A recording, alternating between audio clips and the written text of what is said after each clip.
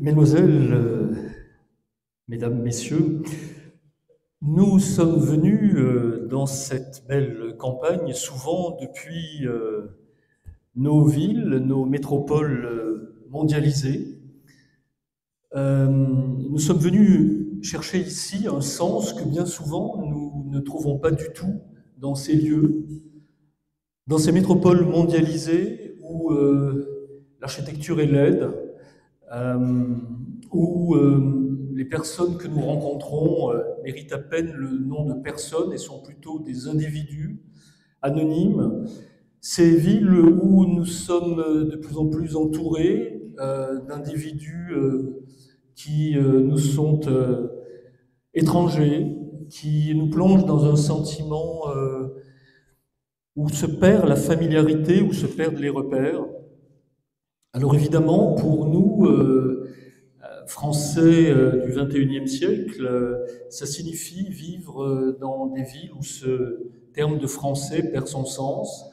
Nous sommes entourés effectivement, d'un côté, dans ces villes cosmopolites, d'une bourgeoisie déracinée et qui est entourée de ceux qui aujourd'hui la servent et qui sont souvent eux aussi des déracinés venus de beaucoup plus loin. Nous sommes effectivement entourés, aujourd'hui il faut le dire submergés, par ce qu'on appelait des immigrés, par le passé, qu'on appelle aujourd'hui des migrants, avec cette idée dans le mot migrant que c'est la condition même de l'homme de migrer en permanence, que c'est en quelque sorte anthropologique, et que donc, dans cette absence de sens, dans ces villes où nous devenons des fantômes pour nous-mêmes, eh bien, le peuple a disparu en fait. Nous n'avons plus affaire à un peuple, mais à une population, ce qui est tout à fait différent, c'est-à-dire à des individus interchangeables.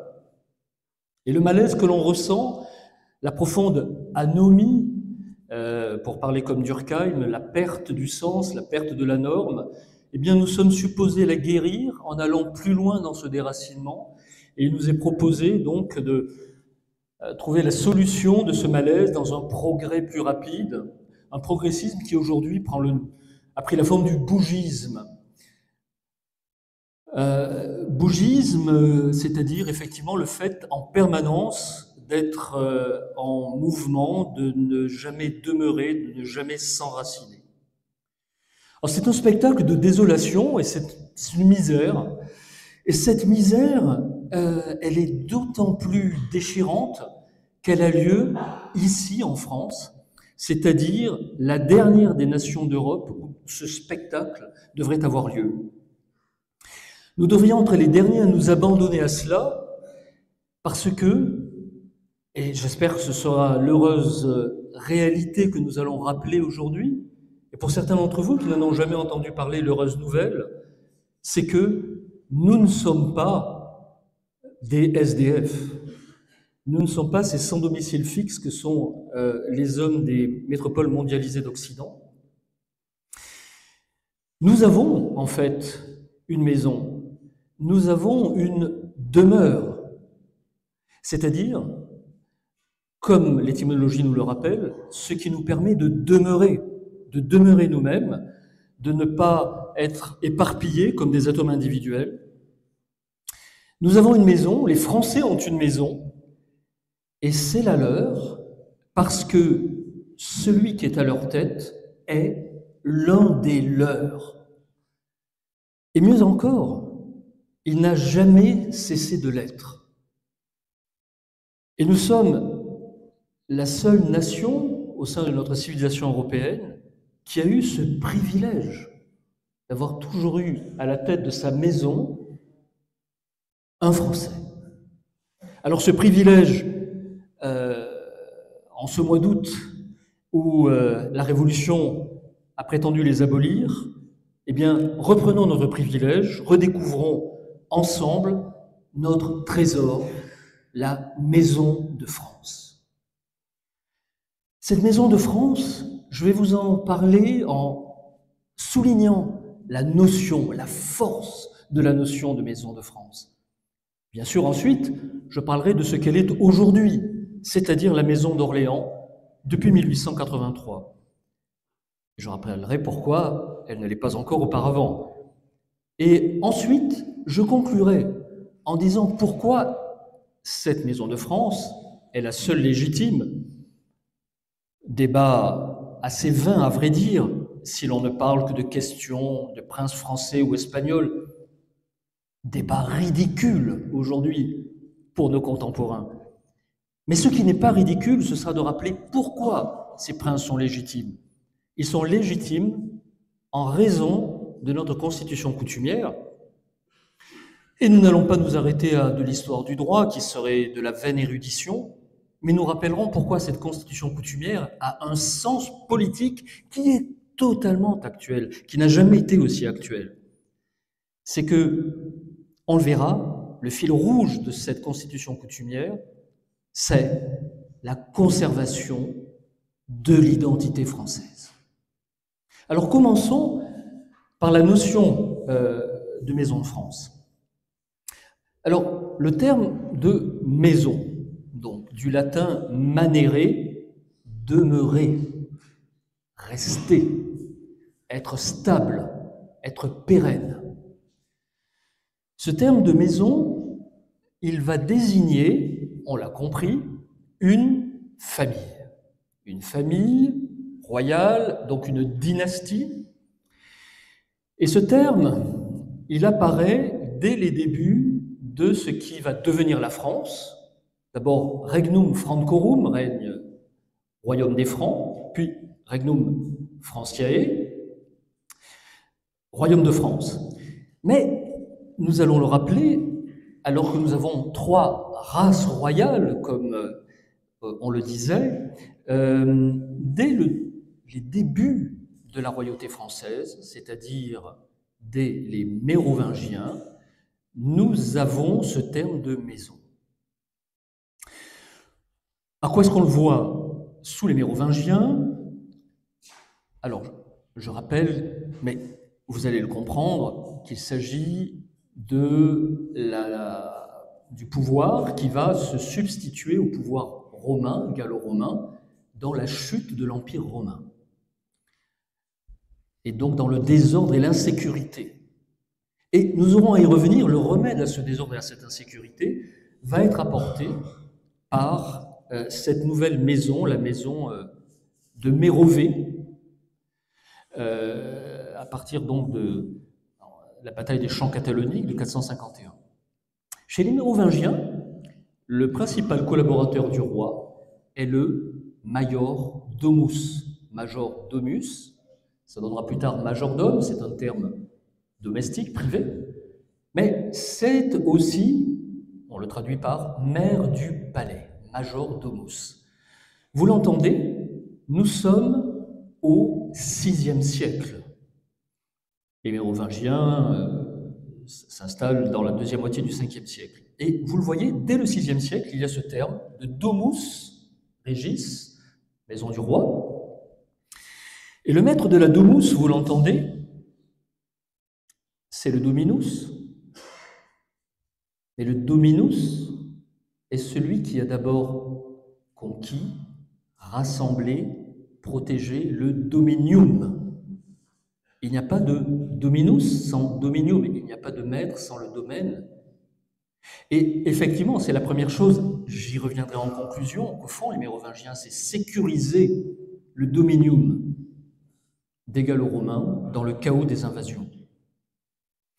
Et donc, que se passe-t-il à ce moment-là? Eh bien, la Maison de France est le visage que prend chez nous un grand renouvellement civilisationnel. Quand s'effondre l'Empire romain, quand s'effondre toute une civilisation, n'est-ce pas, qui a couvert l'essentiel de l'Europe. Et ce renouvellement, c'est un retour à l'origine. C'est un nouveau cycle après le cycle antique, après le cycle millénaire de l'Antiquité, le cycle millénaire médiéval. C'est un ressourcement dans les eaux du baptême de Clovis et également avec un renouvellement qui va éclipser l'ancien droit public romain et faire revenir largement un droit privé. Est-ce un mal? En réalité, Rome est largement morte de son droit public final, décadent, dans ce qu'on appelle le Bas Empire. Bas Empire où les citoyens romains sont devenus des atomes dans un immense empire qui s'est largement orientalisé, qui est devenu largement cosmopolite, et où depuis Dioclétien, vous voyez depuis le IIIe siècle, le citoyen romain n'a pas davantage de valeur que le dernier venu dans l'empire, que le Syrien, l'Égyptien. Et c'est un État qui n'était plus que artifice, qui n'était plus que droit, qui n'était plus qu'État de droit. Et plus je parle, et plus vous voyez le rapport avec notre situation. Ce droit qui a tout envahi, qui a étouffé la vie elle-même, la centralisation étouffante de l'Empire romain finissant, eh bien, elle va mener à la décadence du civisme, dégoût du citoyen, et on le sait, à l'effondrement de l'Empire. Et c'est donc une purge de ce trop-plein de droits publics qui va être faite dans ces invasions barbares, quand ceux que l'on croyait pouvoir utiliser pour arrêter les barbares, ayant été confortablement installés par le système de l'hospitalitas, vont finalement se retourner contre Rome. Eh bien, le bon côté de cela, c'est que ce droit public décadent va être balayé par un retour à un droit privé, qui est un retour à la base, à l'origine, parce que le premier droit est le droit privé, et cela va rééquilibrer totalement cette société en profonde crise. Qu'est-ce que c'est le droit privé? C'est la famille d'abord, c'est-à-dire la vie, la pérennité de la vie à travers le phénomène de la famille envisagé comme lignée, envisagé comme lignage. Et c'est cela, en fait, qui est à l'origine, on le sait, de toute civilisation, et c'est à cela que se retrempe les Gallo-Romains, à travers ce sang germanique qui vient s'ajouter au sang celtique et au sang romain, qui va renouveler le cycle et le renouveler également à travers, bien sûr, cette religion nouvelle qui, dans ses sources bibliques, eh bien, fait aussi mention au livre des rois de la maison de Saül, puis de la maison de David, que va continuer le roi de France.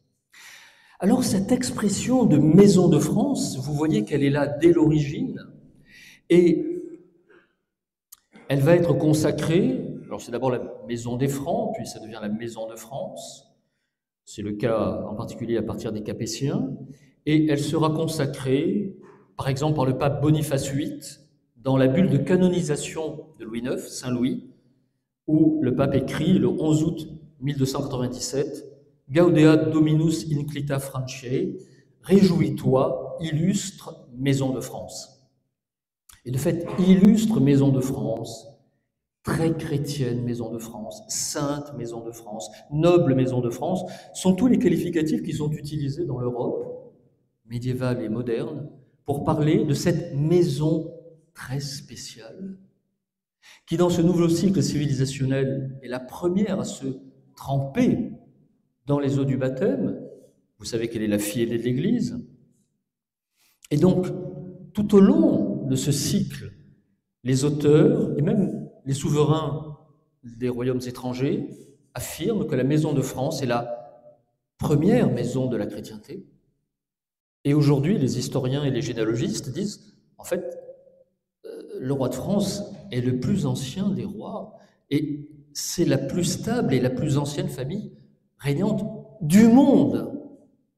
Et chers amis, c'est la nôtre. Il est temps de la redécouvrir. Et il est temps de rire à ceux qui voudraient en choisir une autre. Cette maison de France, c'est la dynastie de nos rois. C'est aussi une dynastie qui a donné des rois à d'autres pays d'Europe. Elle a régné, la Maison de France aussi, sur les deux Siciles, sur l'Espagne, sur la Hongrie, sur la Navarre, sur le Portugal. Elle a donné des rois à d'autres royaumes, elle a donné des rois à l'étranger, mais elle n'a jamais eu d'étranger pour roi. Et c'est quelque chose de tout à fait unique.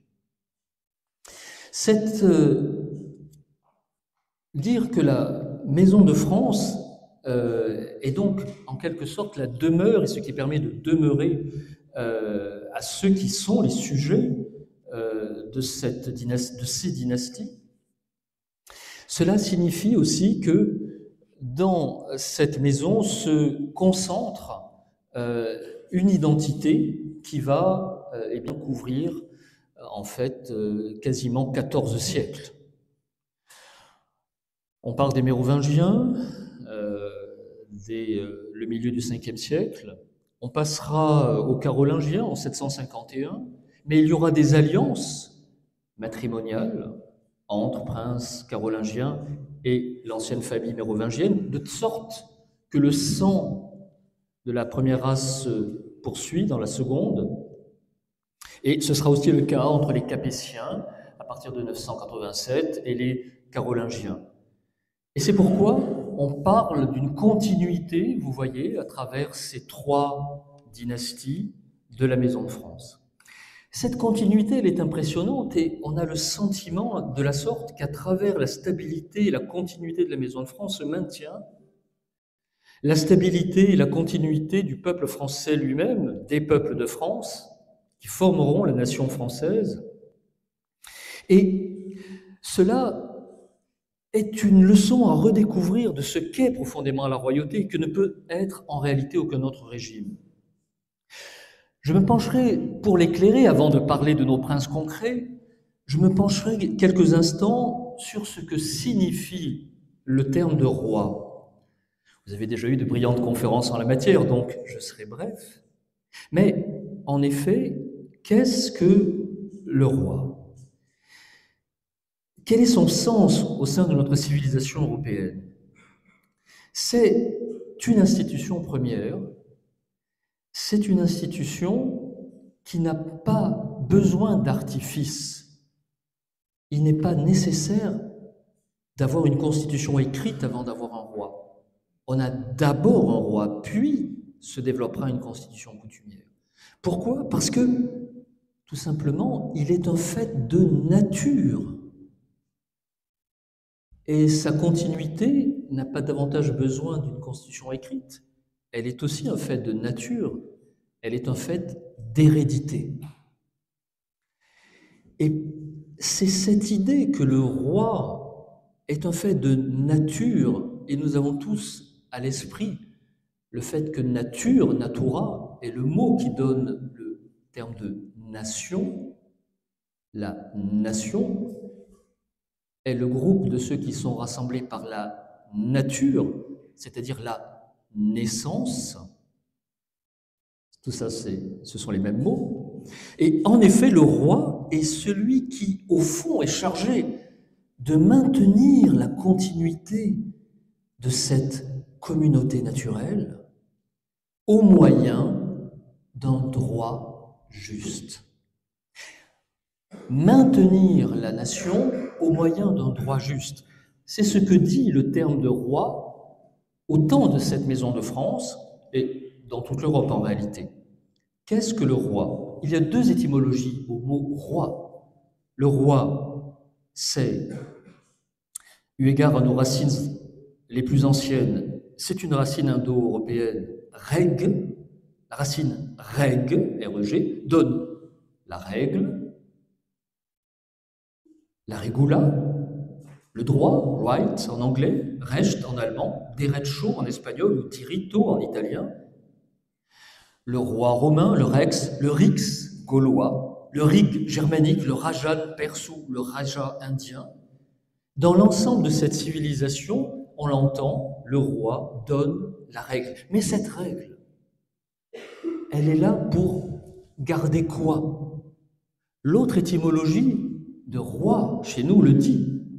C'est une autre racine indo-européenne qui va le dire, c'est gen, qui donne en latin genus, génos, génos en grec, ou kune en allemand, le gène, la génération, la souche, la lignée, le germaine latin, le kern néerlandais, qui donne le king anglais, queen, le König allemand.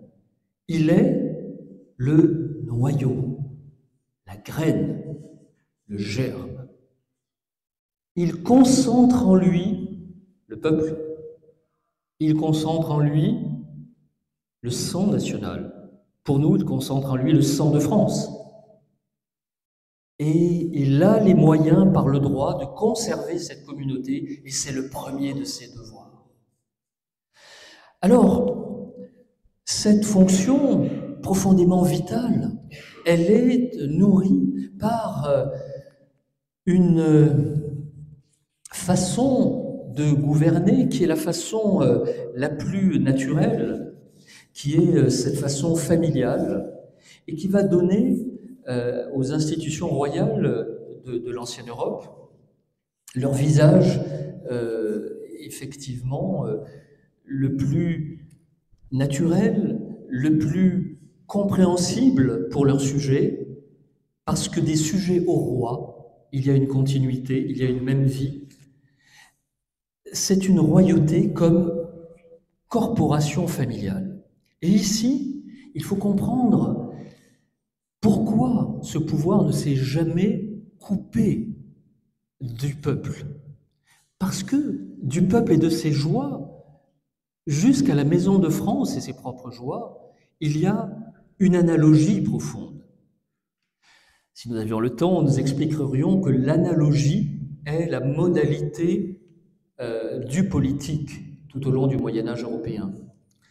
L'analogie ici, c'est l'analogie profonde, unique entre la famille et l'État. Il n'y a pas de rupture de continuité. Il y a une imitation de la nature. Lorsque nous avons perdu ce modèle en 1789, provisoirement, il y aura des restaurations, et il y en aura peut-être d'autres, un observateur étranger, Edmund Burke, voyant en 1790 ce que les Français faisaient de leur ancienne modalité du politique, eh bien Edmund Burke, se désolant de ce que nous faisions, écrit dans ses réflexions sur la Révolution en France en 1790 que les Français sont en train de perdre leur trésor politique, l'imitation de la nature dans la famille royale. Et il conjure ses compatriotes, les Anglais, de ne surtout pas faire comme les Français. Et il a un très beau passage dans son ouvrage qui est très utile pour comprendre ce que nous étions. Il dit « Cette politique était l'heureux effet d'une imitation de la nature.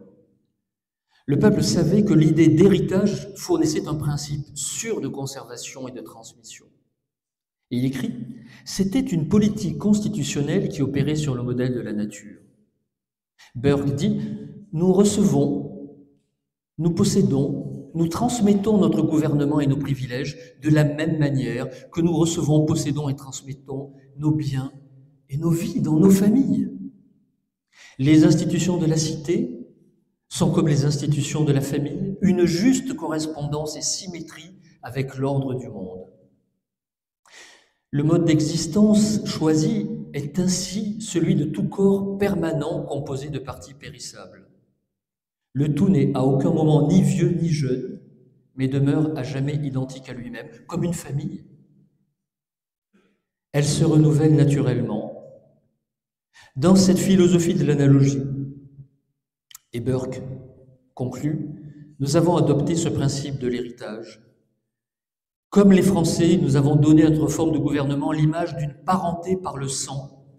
Nous avons fait entrer notre constitution et nos lois fondamentales jusque dans nos foyers et noué avec elles de véritables liens de famille. Et nous avons ainsi uni dans nos cœurs, pour les chérir avec toute l'ardeur de leurs affections réciproques, notre État, nos foyers, nos tombeaux et nos autels. Comme le dira à une date plus récente Vladimir Volkov à l'occasion du millénaire capétien, ce régime, la royauté, il disait c'est le seul régime bisexué. Sous la forme de la famille royale, on reproduit les structures de la cellule fondamentale de l'homme. Volkov disait, ce que nous avons perdu, c'est cette communauté du peuple au roi. Les élus n'en font pas partie. Un élu, en tant qu'élu, est un homme seul. Lorsqu'il montre sa femme, c'est simplement pendant une campagne électorale, de façon décorative. Ce n'est pas le cas du roi. Pour le roi, sa femme, sa famille est la condition même de sa continuité. Un roi seul n'est plus roi. Sans père, il est illégitime. Sans reine, il est stérile. Sans héritier, il est déjà mort. Et à cet égard, Volkov avait cette formule, le ventre de la reine est à la royauté ce que l'urne est à la République. Alors, cette analogie entre la famille royale et la famille de France, elle répand dans la société le principe héréditaire et sa valeur profondément vitale. Le modèle de l'hérédité, le modèle de la valeur de la continuité est ainsi transmis dans l'ensemble du corps social. Il rappelle à chacun le mot de Maurras, Maurras qui écrivait « Un homme seul, c'est peu. Une vie d'homme, un cœur d'homme, tout cela est bien exposé, bien perméable à la balle, au couteau, à la maladie, à mainte aventure. La seule forme rationnelle et sensée de l'autorité est celle qui repose dans une famille, de premier-né en premier-né, suivant une loi qui exclut la compétition. » Je pense que Jean-Philippe Chauvin vous a parlé de ces aspects-là. Et cette valeur de l'hérédité, ce fait qu'à chaque nouvelle naissance royale, on crie dans tout le royaume « Noël, Noël !» puisque Noël signifie naissance, natalée. Eh bien, cette joie, vous le voyez, c'est une joie qui est celle du renouvellement en permanence eh bien, du sang de France et du peuple de France jusqu'à sa tête, qui est toujours, encore une fois, l'une des leurs. Ce modèle, il s'incarne, bien sûr, aujourd'hui dans une actuelle maison de France. Alors, cette maison de France, elle est passée, je vous le disais, par les Mérovingiens, par les Carolingiens, par les Capétiens, Capétiens directs, Capétiens valois à partir de 1328, j'y reviendrai en conclusion pour rappeler pourquoi on est passé aux Valois, et puis Bourbon, bien entendu, et à partir de 1589. Et dans la famille de Bourbon, eh bien, il y a une branche cadette, les Bourbons-Orléans, et oui, les Orléans sont des Bourbons, la branche cadette de cette famille. Cette branche cadette des Bourbons, elle est issue de Philippe de France, duc d'Orléans, frère turbulent de Louis XIV, notamment protagoniste de la Fronde, mais déjà redoutable parce que c'est un remarquable militaire. Et l'une des caractéristiques sur lesquelles je n'aurai pas le temps d'insister beaucoup, mais que nous devons garder en tête, c'est que cette branche cadette, elle a été turbulente. Ce qui était pénible lorsque la royauté était bien établie, c'est peut-être nécessaire aujourd'hui parce qu'il va falloir turbuler l'actuel régime, avec des hommes d'une valeur remarquable depuis le début de leur branche. Tous les Orléans ont été de grands hommes d'armes. Après, évidemment, Philippe de France, les Orléans sont connus pour le régent, Philippe d'Orléans, l'oncle de Louis XV. Et puis, ils sont plus tristement connus pour le duc d'Orléans, Philippe Égalité, pendant la Révolution, qui va croire le moment venu pour la branche cadette, et qui, de cet orgueil et de cette ambition, eh bien, le paiera de sa tête. Philippe Égalité n'a pas eu le temps de nuire beaucoup. Il vote la mort du roi, il est la voix de plus qui entraîne la mort de Louis XVI, nous le savons. Et dans la même année, il est à son tour guillotiné en octobre 1793. C'est aussi une famille qui va être une famille régnante, on le sait, à partir du règne de son fils, Louis-Philippe, en 1830. Tout cela est connu, je voudrais passer là-dessus simplement pour souligner quelques détails. D'abord que Louis-Philippe, en 1830, est celui qui évite, au fond, d'avoir immédiatement ce qui sera la République de 1848. C'est celui qui, très vite, après s'être couvert de gloire dans les grandes batailles de la Révolution, Jemmapes, Valmy, toujours ce génie militaire des Orléans, va comprendre que la Révolution va à l'abîme et, on s'en souvient, va passer aux armées de la légitimité monarchique, ce qui coûtera la vie à son père. Philippe Égalité sera décapité parce que son fils va défendre l'ordre monarchique désormais dans les armées qui vont combattre celles de la République. Donc on le voit, il faut cesser de dire qu'il s'agit d'une famille qui n'aurait été que libéralisme. C'est une famille qui a pensé pouvoir renouveler le génie monarchique dans les temps nouveaux. Et si cela a pu être néfaste au XIXe siècle, nous allons comprendre que cela est peut-être aujourd'hui ce qui pourra être la voie de salut. Alors, le règne de Louis-Philippe, on le sait, s'achève par une nouvelle révolution. Et ce qui est intéressant, c'est que Louis-Philippe, en 1848, lorsque, à son tour, il doit fuir pour l'Angleterre, comme l'avait fait Charles X en 1830, il comprend d'une certaine façon son erreur. Et ce qui est beau dans la façon dont Louis-Philippe, en exil, va écrire à la veuve de son fils aîné, Ferdinand Philippe, qui était un prince magnifique, qui s'était couvert de gloire, notamment dans la conquête de l'Algérie. C'est quelque chose à rappeler incidemment.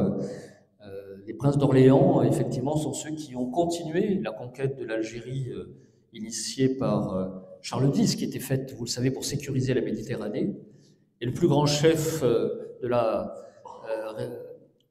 guérilla arabe, Abdelkader, lorsqu'il a dû s'incliner et remettre ses armes, rappelons-le, chers amis, c'est un prince d'Orléans qui les remet. C'est au duc d'Orléans qui les remet. Et la perte de ce prince a probablement entraîné en fait la chute de la monarchie en 1848. Et lorsque Louis-Philippe, depuis son exil anglais, va réfléchir à cela, il écrit à la veuve de son fils les princes de notre maison ne pourront plus régner comme je l'ai fait. Les conditions ont disparu.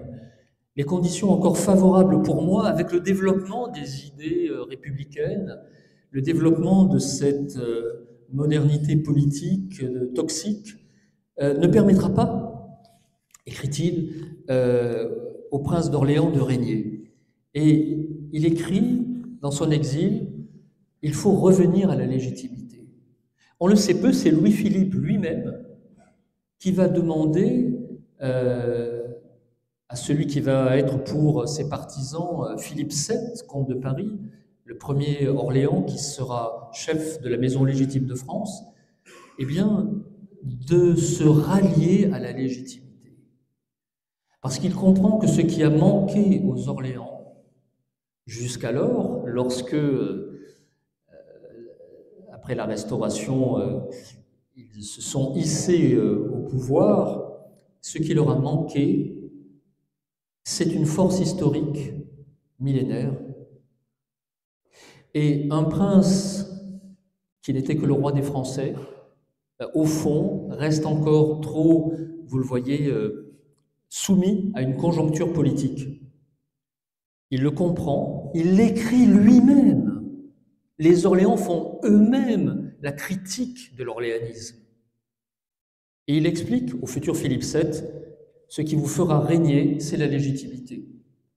Bien sûr, il lui écrit aussi, vous avez de la chance, votre cousin, le comte de Chambord, n'a pas d'enfant, et donc la couronne vous reviendra. Mais comprenez qu'elle vous reviendra selon une légitimité historique qui a été forgée par les siècles. Alors, ces princes, vous voyez, de la maison d'Orléans, vont se diriger vers ce qu'on appelle, c'est une histoire sur laquelle je passe rapidement, mais elle est importante, pour la continuité de la maison de France, vers ce qu'on a appelé la fusion.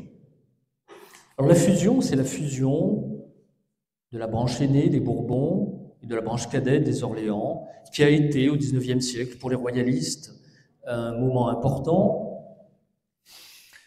C'est un moment qui, au fond, était, comment dirais-je, nécessaire, eu égard aux lois fondamentales de France, dont nous parlerons dans quelques instants.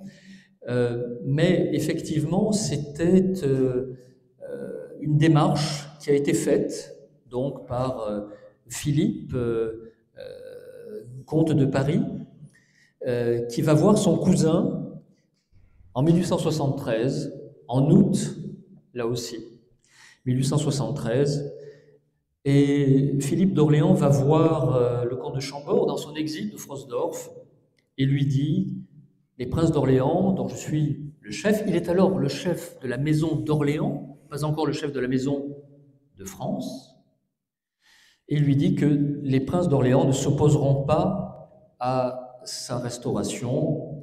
Et effectivement, vous le savez, c'est une époque où tout est prêt pour la restauration.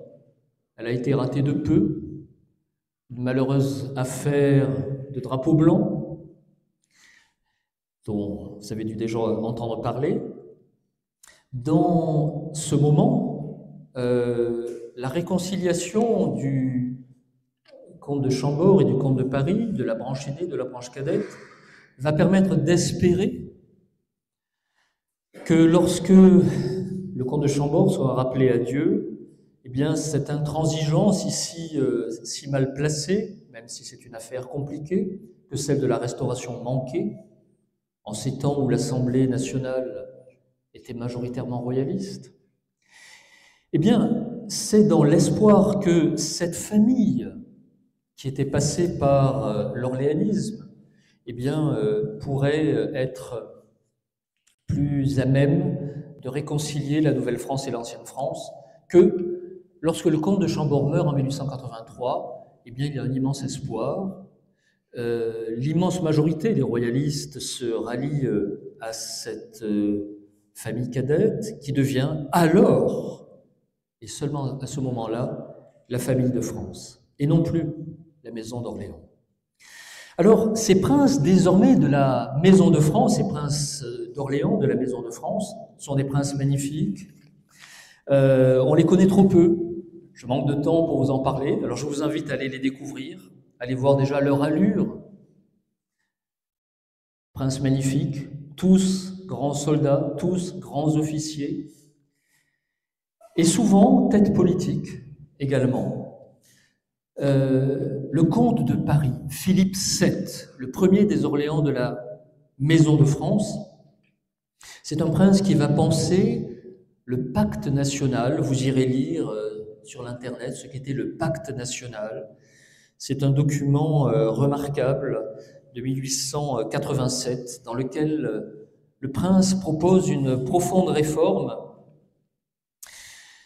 avec une rationalisation du parlementarisme, mettre fin à la confiscation de la souveraineté par les parlementaires, au moyen d'un retour au peuple, avec cette profonde confiance dans le peuple qu'on a parfois reproché aux Orléans, alors qu'elle est la marque de leur compréhension du fait qu'ils sont du peuple, ils sortent du peuple, et que c'est le peuple qui les ramènera en effet sur le trône. Et donc, eh bien, chez ces princes, on a un élément qui avait été précédemment mis en exergue par les Bonapartes et le bonapartisme, c'est un appel au référendum. Et vous voyez, plus d'un siècle plus tard, quoi de plus actuel que cet appel de Philippe VII, comte de Paris, au référendum pour reprendre la souveraineté. À ceux qui l'ont confisqué, les représentants qui ne représentent qu'eux-mêmes, et qui, comme les mauvais seigneurs médiévaux, eh bien, confisquent le bien commun. Et ce prince propose, eh bien, à nouveau un pacte entre le peuple de France, au-delà des mauvaises élites, de la confiscation pour le coup par les partis politiques. C'est un renouvellement du pacte, vous l'entendez, national. Et le pacte, c'est ce qui fait la pax, c'est-à-dire la paix, mettre fin au divorce entre gauche et droite, au divorce des partis, en revenant au peuple et en comprenant que ce peuple ne peut rester lui-même manéré, demeuré, qu'au moyen de sa demeure, qu'au moyen de sa maison, qu'au moyen de celui qui les représentera tous, parce qu'il n'est d'aucun parti, le prince de France. Ce très beau projet va chercher à passer par l'aventure du boulangisme. Le général Boulanger échouera, c'est d'ailleurs une très bonne leçon. Eh bien, le populisme ne se suffit pas à lui-même. Et le général Boulanger échouera d'une façon assez lamentable parce qu'il lui manque effectivement cet élément de légitimité et cet immense élan historique. Alors, son successeur, Philippe VIII de France, duc d'Orléans, sera également un magnifique militaire. La loi d'exil, car la République a exilé les princes, ne lui permet pas d'entrer à Saint-Cyr, il entre à Sandhurst, en Angleterre. Et puis quand il a 21 ans, eh bien, il réclame de venir servir sous le drapeau français. Alors il revient en France et il réclame à devenir donc l'un des officiers de notre pays. Évidemment, il est emprisonné aussitôt. Il répond, la prison, c'est encore la France. Magnifique. Alors on lui envoie dans sa prison des plats raffinés. Il les refuse. Il dit qu'il ne veut que la gamelle du soldat. Et à partir de là, on va l'appeler le prince Gamelle. Philippe VIII de France sera le prince Gamelle. Et Anatole France lui donnera le sobriquet de Trublion, du grec ancien, Trublion, le bol, l'écuelle. Et c'est depuis lors que, eh bien, resté ce terme, le Trublion, c'est un agitateur royaliste et nationaliste. Alors, chers amis, avec Philippe VIII de France, soyons nous aussi, bien sûr, des Trublions. Ce terme de Trublion, il sera notamment employé pendant l'affaire Dreyfus pour qualifier les anti-dreyfusards. Et terrible pour ceux qui espéraient que l'orléanisme fût libéral, Philippe VIII sera un prince anti-dreyfusard, il sera un prince profondément nationaliste, et c'est le premier des princes à nouer le lien avec l'action française, et spécialement avec Charles Maurras. Ce prince, qui a été un grand explorateur, il a même laissé un nom d'éléphant. Il existe un éléphant qui s'appelle l'Oxodonta africana orléansi. Et on sait qu'il a laissé toutes ses chasses, ses dépouilles, ses trophées au Musée national d'histoire naturelle de Paris. Vous pouvez aujourd'hui les voir à la Grande Galerie de l'Évolution à Paris. Son successeur, c'est Jean III, le duc de Guise, que nous chantons parfois dans certains des couplets de nos chants. Le duc de Guise, pendant la Première Guerre mondiale, cherche à intégrer l'armée, on le lui refuse, il intégrera la Croix-Rouge, il fera de son château un hôpital de la Croix-Rouge, il recevra la Croix de guerre à cet égard de la République. Et il est aussi celui qui prépare le plus brillant peut-être de ces princes, qui est évidemment Henri VI, comte de Paris, un des princes les plus connus et des plus brillants. On peut lui reprocher beaucoup de choses, mais pas de n'avoir pas cherché à restaurer la monarchie. D'Henri VI, comte de Paris, je dirais quelque chose très rapide, qu'il a été lui aussi une tête politique. Ça a parfois coûté à l'Action française des frictions. Il a lancé son propre journal, le Courrier Royal. Et puis, parce que le temps nous est compté, je soulignerai un livre qu'il écrit en 1936, Essai sur le gouvernement de demain. Il y a une bande commerciale, vous voyez, sur ce livre, quand il sort en 1936. Je vous lis la bande commerciale. Le roi seul peut être à la fois conservateur et révolutionnaire. Le roi seul peut être à la fois conservateur et révolutionnaire. La révolution conservatrice en France, eh bien, elle est proposée par nos princes. Ce prince connaîtra évidemment la Deuxième Guerre mondiale, se rendra à Vichy, sera conduit par Pierre Laval, cherchera à jouer un rôle depuis l'Algérie, on le sait, par le biais d'Henri d'Astier de la Vigerie. Je passe sur toutes ces aventures et je constate que dans l'après-guerre, ce prince qui a été privé de jouer un rôle en raison du maintien de cette loi d'exil, n'a pas pu jouer pendant la guerre le rôle qu'il aurait dû jouer, et ça lui sera reproché, notamment en partie par le général de Gaulle. Heureusement, dans l'après-guerre, grâce à un député MRP, la loi d'exil est abrogée. En 1950, les princes de France reviennent. Tout de suite, le comte de Paris joue un rôle très important en France. Il y a une relation très particulière avec Charles de Gaulle, et c'est mérité, parce que l'essentiel des idées de Charles de Gaulle, ce sont les idées qui sont développées depuis Philippe VII. C'est de revenir à une souveraineté qui se ressource dans le peuple contre les parlementaires. C'est l'idée référendaire qu'on trouvait déjà dans le pacte national. Et puis le parlementarisme rationalisé de la Ve République, il est dans cet ouvrage, il y est déjà. Le prince inspire largement le général de Gaulle. On lisait l'Action française à la maison du jeune Charles de Gaulle. Et comme vous le savez, et notre ami Frédéric Rouvillois devrait bientôt publier un article sur la question, il y a eu une tentation royaliste chez le général de Gaulle. Vous savez que lorsque le référendum de 1962 rebaigne le pouvoir dans le peuple, tradition capétienne, comme les États généraux, lorsque le trouble existait, eh bien, retremper la légitimité monarchique. Pensons aux États généraux qui vont reconnaître Henri IV, par exemple, en 1589. Eh bien, lorsque, enfin, le chef de l'État échappe au parti qui désignait le chef de l'État dans le cadre de l'Assemblée nationale, et qu'à partir de 1962, eh bien, le pacte national que voulait Philippe VII réapparaît. Vous le savez, le général de Gaulle laisse entendre au comte de Paris qu'en 1965, il pourra se présenter à l'élection. Et cela aurait été effectivement l'aboutissement des projets des princes de la Maison de France. Cet aboutissement n'aura pas lieu. Finalement, le général de Gaulle se représentera. Est-ce qu'il en a été récompensé? Eh bien, écoutez, 3 ans plus tard, c'est mai 68. Et puis, quelques années plus tard, c'est le début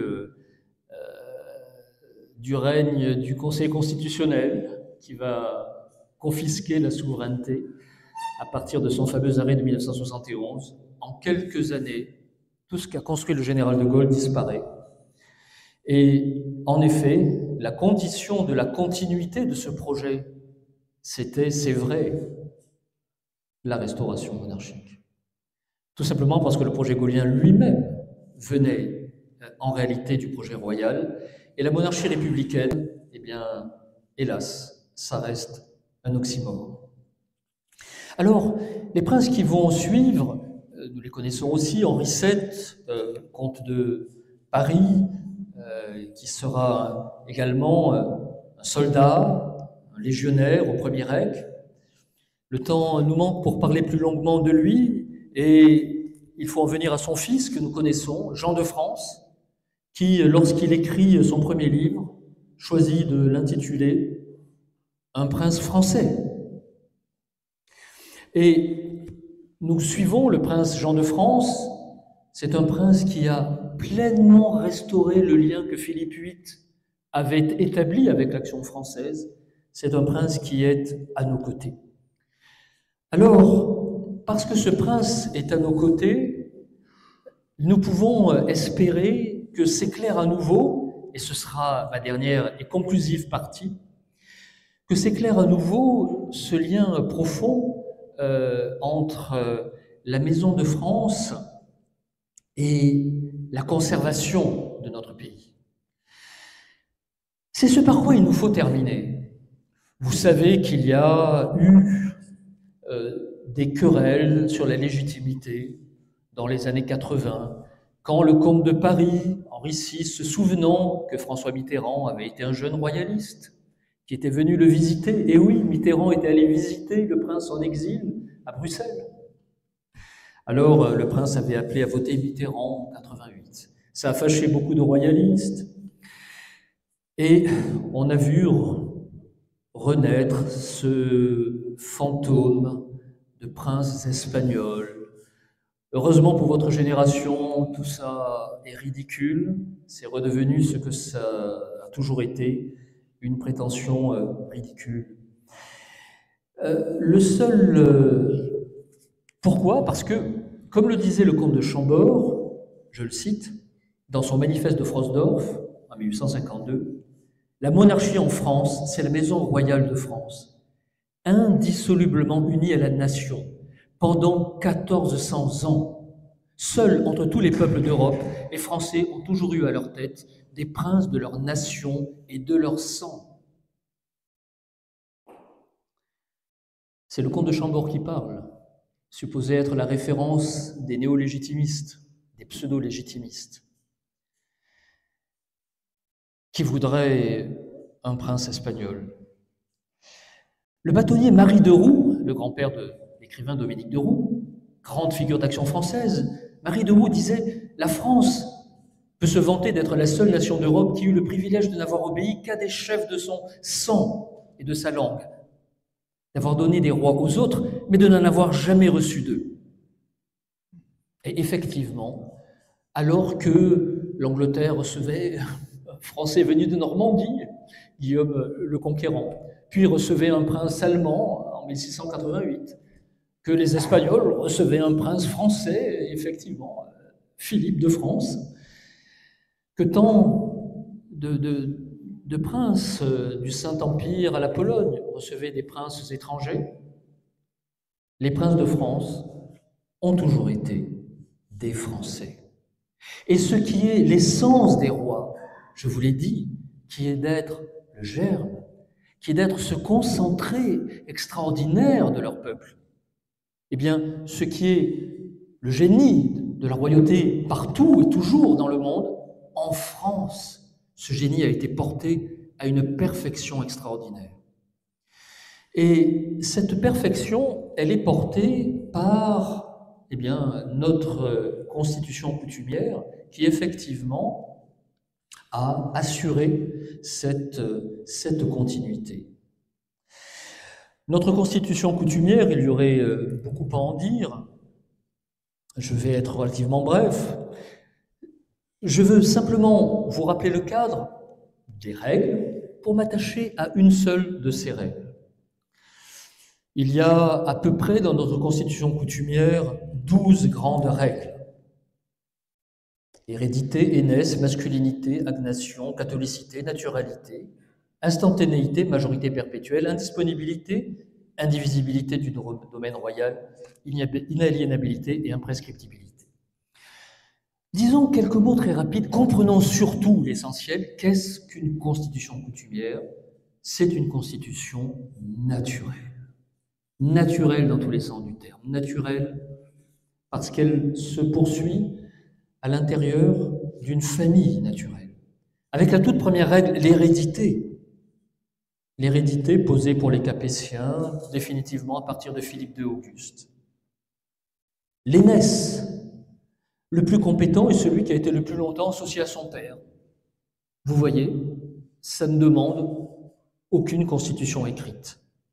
Règle qui est acquise à partir de 2027. Vous voyez, ce ne sont pas des règles préétablies. Ce sont des règles qui naissent face aux crises, qui naissent de l'expérience, qui naissent de ce que Maurras nommera l'empirisme organisateur, c'est-à-dire l'organisation à partir de l'expérience. L'agnation, c'est-à-dire l'exclusion des descendants par les femmes, la cognation, et le choix des descendants par les hommes.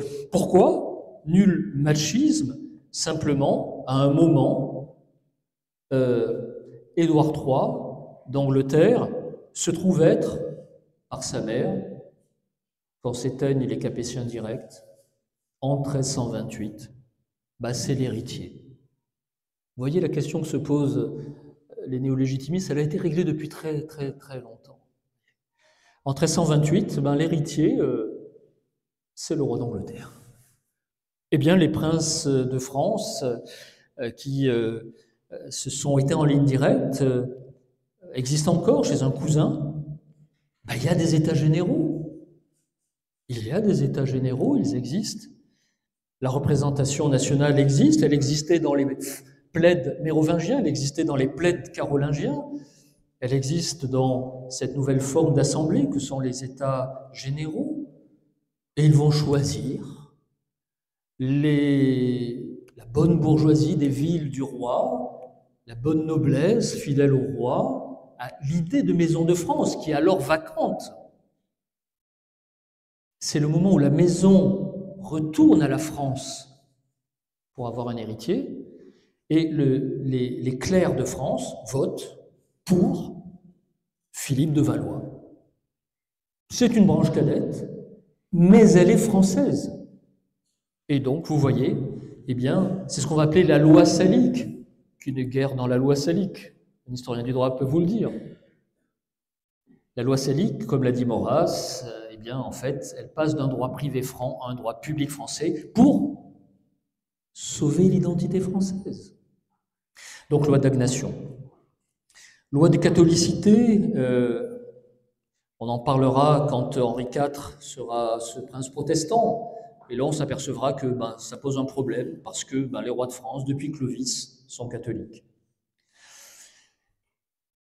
Et puis, loi de naturalité, qui va être également rappelée à la même occasion. Il y a là un arrêt, le seul que je citerai de la jurisprudence des lois fondamentales, l'arrêt Lemestre du Parlement de Paris du 28 juin 1593. Vous voyez, les lois fondamentales se développent depuis 1000 ans à ce moment-là. Elles sont bien mûres. C'est la grande crise, vous le savez. Henri de Bourbon est toujours protestant. La Ligue propose le cardinal de Bourbon. Philippe II d'Espagne occupe la France et propose sa fille, Isabelle d'Espagne.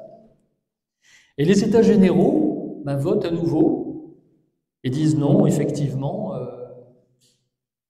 nous ne pouvons pas avoir ni une fille, Isabelle, ni surtout une étrangère.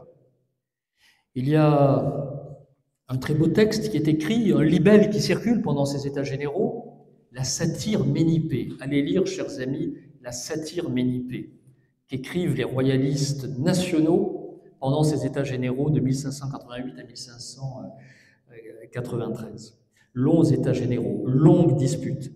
Dans ce beau libelle, la satire Ménippée, qui a été magnifiquement commentée par Pierre Boutan, l'auteur Pierre Pitou écrit « Nous avons déjà un prince ». Et il dit « né au vrai parterre des fleurs de lys de France ».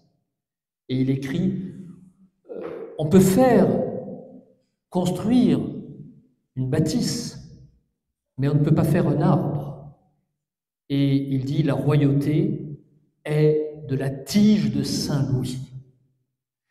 Tout ce discours anticonstructiviste, bien avant Hayek, vous le voyez, se trouve ici au service du renouvellement de la légitimité. Nous avons déjà un prince, il est déjà fait, il n'est point à faire. Et le texte dit, il a été construit par la nature et le temps. Et en effet, comme le disait Baudin, c'est le temps le grand législateur. Et c'est ainsi que, eh bien, le Parlement de Paris, gardien de la Constitution coutumière, va prendre cet arrêt et dire « En France, le roi est catholique et français. Ce sera donc Henri de Bourbon, mais à condition qu'il se convertisse. » Alors, vous le voyez, dans ces règles fondamentales, il y a cette dernière règle, la nationalité. Je terminerai par là pour illustrer tout à fait le génie des lois fondamentales et pourquoi nous en avons besoin aujourd'hui et pourquoi elles peuvent seules nous rendre à nous-mêmes. On dit souvent que cette règle de... Alors on disait naturalité sous l'Ancien Régime, c'est resté dans le mot naturalisation. Nationalité se disait naturalité. Être un Français, c'était être un naturel. Vous voyez comme le mot est beau, un national, c'est un naturel. Ce n'est pas un Français de papier. C'est un Français de naissance, c'est un Français de continuité. Il y a une règle de naturalité du prince. Il doit être français. On dira aussi, chez les commentateurs, ne pas être français est un vice. On l'appelle à l'époque vice de pérégrinité. Peregrinus, l'étranger, donc le roi ne peut pas être étranger. La règle de naturalité, ou, en négatif, vice de pérégrinité. C'est à la fois une condition constitutionnelle coutumière, vous le comprenez, mais c'est aussi, en fait, le fil rouge des lois fondamentales. Terminons par cela. Ces lois dont on pourrait parler longuement, vous voyez cette dernière loi, celle qui est parfaitement mise à jour en 1593, c'est la dernière dont on parle, la dernière à devenir explicite. Et c'est peut-être la première, non pas selon la lettre, mais peut-être selon l'esprit. Parce que pour terminer tout à fait, regardons notre histoire. Regardons chaque fois que la règle de naturalité a eu lieu. Ça n'a rien de moderne, comme le prétendent certains dans leur rêverie historicisante. Cette règle de naturalité, elle régit la succession au trône, mais depuis Hugues Capet. Pourquoi est-ce qu'on choisit Hugues Capet en 987 ? Parce que face à lui, il y a Charles de Lorraine, le dernier carolingien. À l'époque, le Saint-Empire romain germanique existe déjà depuis 962. Et Charles de Lorraine est un vassal de l'empereur germanique. C'est une famille qui paraît déjà plus française, qui n'appartient plus à la Francia occidentalis, ce qui est devenu notre pays. Alors, les barons votent, et vous voyez que dans chaque crise, l'hérédité est suspendue, elle se retrempe au vote, mais le vote ne suffira pas à maintenir la stabilité, et du vote revient l'hérédité. Vous voyez cette dialectique, se retremper dans l'élection, mais qui ne suffit pas à la stabilité et qui réclame l'hérédité jusqu'à la crise qui reviendra à l'élection. Eh bien, nous l'avons connue en 987. Nous avons la Maison de France, capétienne, en 1328, je vous l'ai dit. À nouveau, l'hérédité est en crise et le peuple français refonde la Maison de France avec Philippe de Valois parce qu'en face, il y a un Anglais, Édouard III, même s'il est plus direct par sa mère. En 1593, Henri de Navarre contre Isabelle d'Espagne, c'est la même chose. À nouveau, on se retrempe dans le pacte national. Alors oui, le roi de France doit être catholique et français, et on ne comprend rien à l'épopée de Jeanne d'Arc si on ne comprend pas ce principe. Si ce principe n'existait pas, Henri V d'Angleterre, par le traité de Troyes, serait devenu roi de France. La sainte de la patrie incarne à elle seule le fil rouge de notre constitution coutumière. Le roi est français. Et catholique, il doit venir recevoir son sacre à Reims.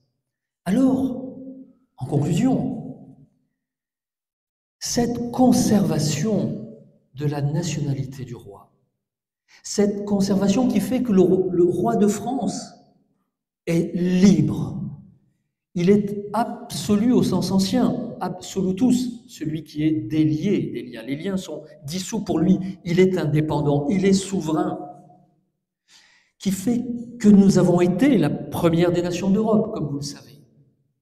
Que la Maison de France a donné les plus grands saints, à commencer par Saint Louis, et que la Maison de France est au moment de la Révolution la plus grande maison d'Europe, que toute l'Europe parle français, et que pour notre malheur, et le malheur de l'Europe et du monde, la Révolution réussira parce qu'elle a lieu en France.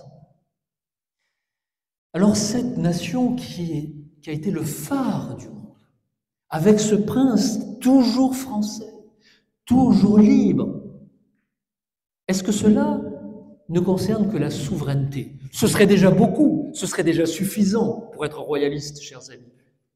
Mais ça ne conserve pas que la souveraineté.